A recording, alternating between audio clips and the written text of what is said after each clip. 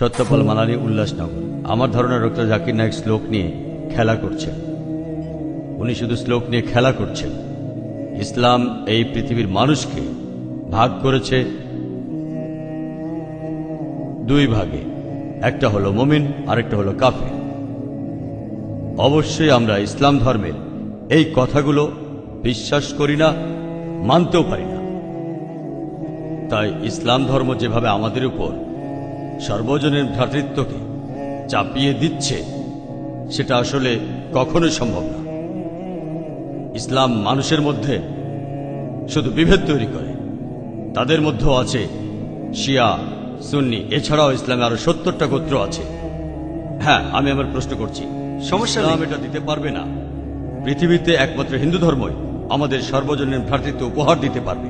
এক্কাম সত্তা বিপ্রবাহতা ভদান্তি, একটু আগে আপনি বললেন। ইসলাম এটা কোনোভাবেই মানে না।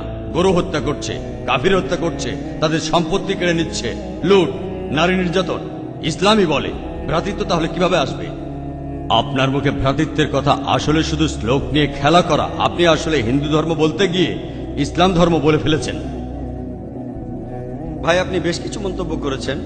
আর ইসলাম বলে ইন্নাল্লাহ মা'আস সাবিরিন, নিশ্চয়ই আল্লাহ তাদের সঙ্গে আছেন যারা ধৈর্যশীল। ভ্রাতৃত্ব বজায় রাখতে গেলে আপনাকে ধৈর্যশীল হতে হবে। ধৈর্যশীল যদি আমরা না হই, তাহলে ভাইয়ের সাথে ভাইয়ের যুদ্ধ লেগে যাবে। ইসলাম বলছে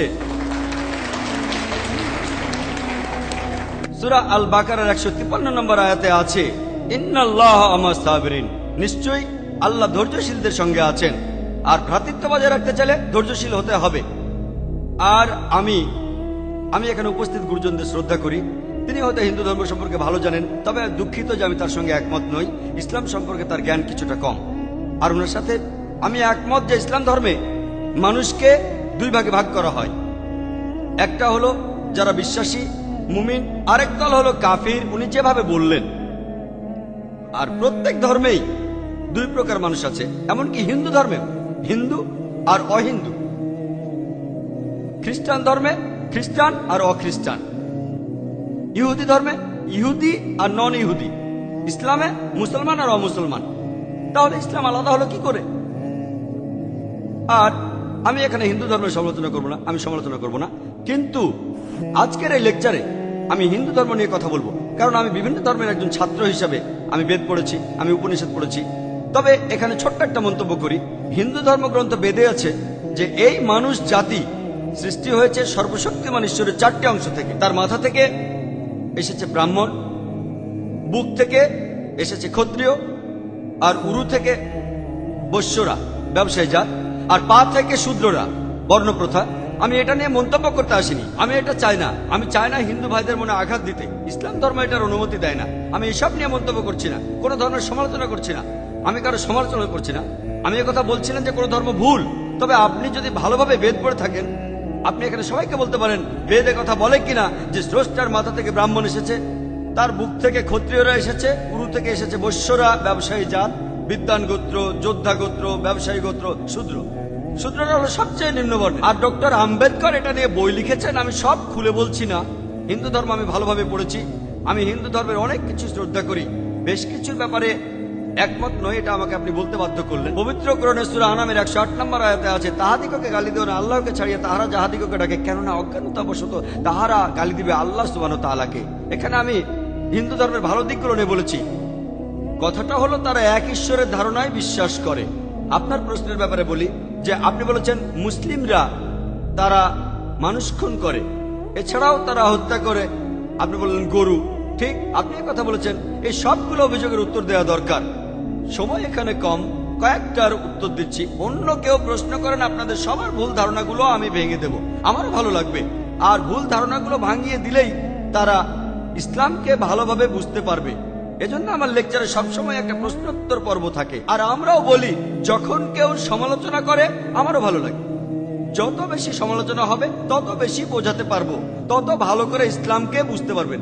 আমিও সেটাই করি। ইসলামও বলে সত্যকে ছড়িয়ে দিতে। হিকমার সাথে পবিত্র কোরআনে সূরা নেহালের 125 নম্বর আয়াতে আছে, উদু ইলা সাবিলি রাব্বিকা বিল হিকমা ওয়াল মাউযিতিল হাসনা ওয়াজাদিলুম বিল্লাতি। মানুষকে প্রতিপালকের পথে আহ্বান করো হিকমত আর সদুপদেশ দ্বারা। আর উহাদের সহিত তর্ক করিবে সবচেয়ে উত্তম পন্থায়। যখন বলা হয় আমরা আমিষ খেতে পারবো কিনা, গরু ছাগল কোরবানি দেয় ইত্যাদি, আর অনেক অমুসলিমই বলবে মুসলমান আপনারা সবাই নিষ্ঠুর মানুষ, প্রাণী হত্যা করেন। ভাই আপনাদের আমি বলি, একজন মুসলমান খুব ভালো মুসলমান হতে পারে, এমনকি যদি সে পুরোপুরি ভেজিটেরিয়ান হয়।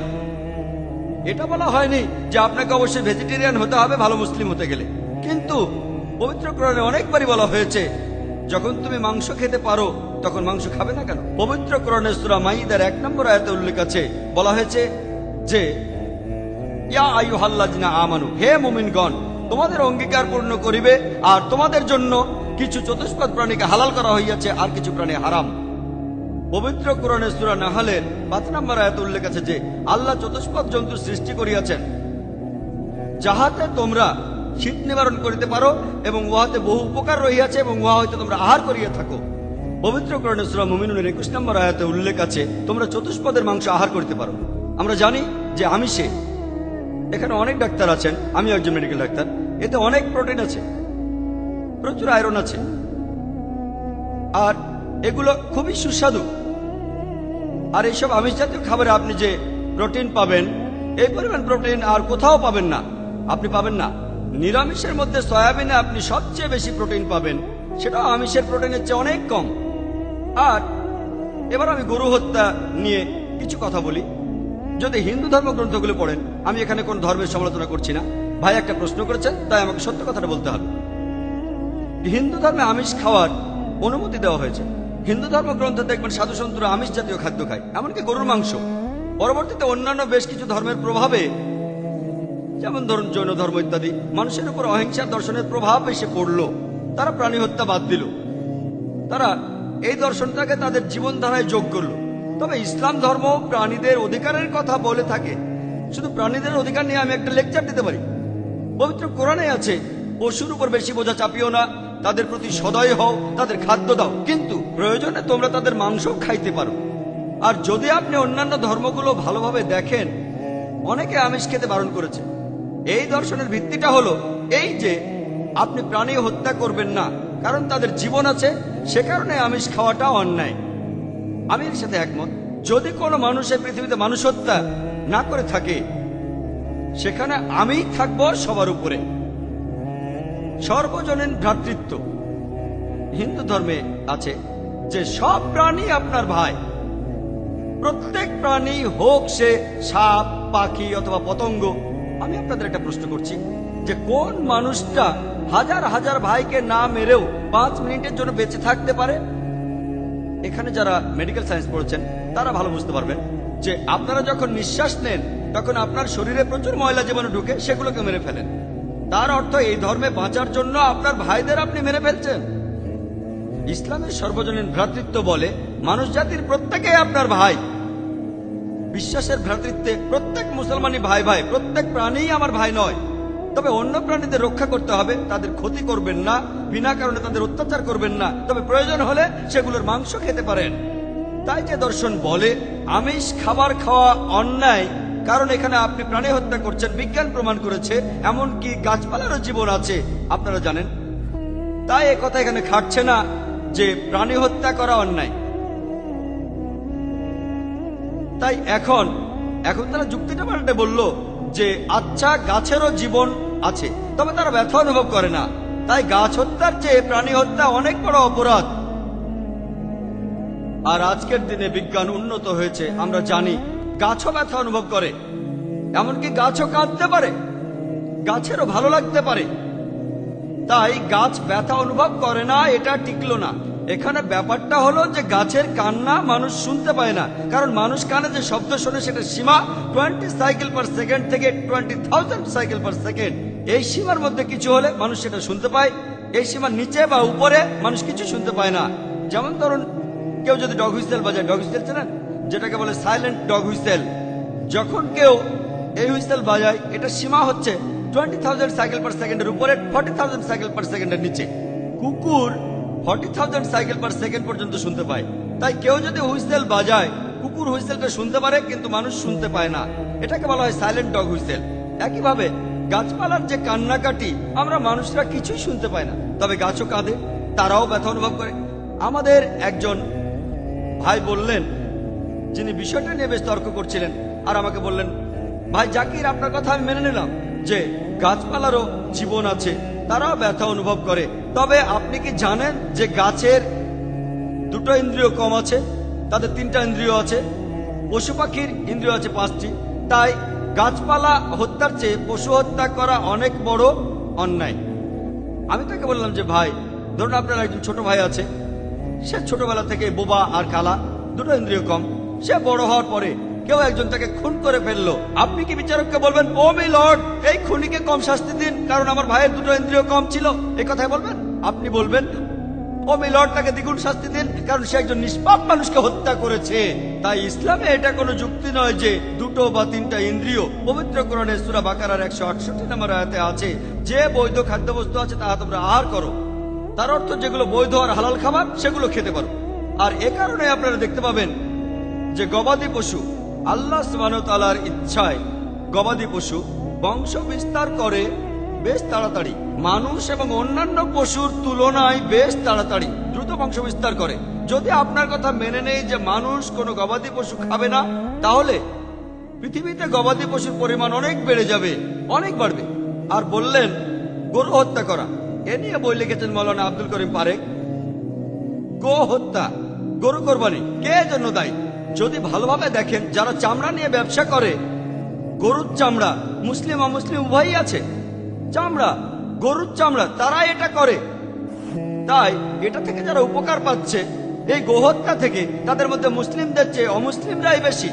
তাই যদি ইতিহাস ভালোভাবে জানেন আর যুক্তিও ভালোভাবে বোঝেন, আমরা জানি আল্লাহ বলেছেন যে বৈধ খাদ্যবস্তু আছে তাহা তোমরা আহার করো, যদি এটা খান এতে কোনো সমস্যা নেই। এছাড়াও যদি ভালোভাবে দেখেন, তৃণভোজী প্রাণীর দাঁতগুলো যদি দেখেন, গরু, ছাগল, ভেড়া, তারা শুধু শাকসবজি খায়, তাদের দাঁতগুলো সব সমান।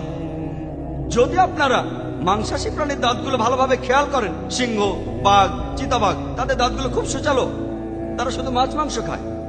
যদি আপনি মানুষের দাঁত দেখেন, আয়নায় আপনার নিজের দাঁত দেখতে পারেন, আমাদের সুচালো দাঁত আছে, সমান দাঁতও আছে। যদি সর্বশক্তিমান ঈশ্বর আমাদের শুধু নিরামিষ খেতে বলতেন, তাহলে আমাদের সুচালো দাঁত দিলেন কেন? কেন? আমিষ খাওয়ার জন্য?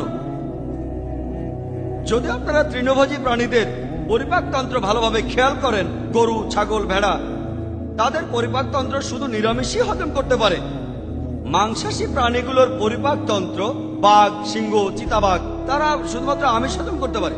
আর আমাদের মানুষের পরিপাকতন্ত্র আমিষ নিরামিষ দুটোই হজম করতে পারে। যদি সর্বশক্তিমান ঈশ্বর আমাদের শুধু নিরামিষই খেতে বলতেন, তাহলে কেন এমন পরিপাকতন্ত্র দিলেন যেটা আমিষ নিরামিষ দুটোই হজম করতে পারে? তাই বিজ্ঞান নিয়ে যদি পরীক্ষা করেন, সৃষ্টিকর্তা আমাদের আমিষ নিরামিষ দুটোই খাওয়ার অনুমতি দিয়েছেন। আশা করি উত্তরটা পেয়েছেন। যদি আপনার অন্য কোনো প্রশ্ন, কোনো ভুল ধারণা থাকে, আমি আনন্দের সাথে তার উত্তর দেব। একবারে একটা ধারণা বলবেন যাতে আমি তা দূর করার সময় পাই।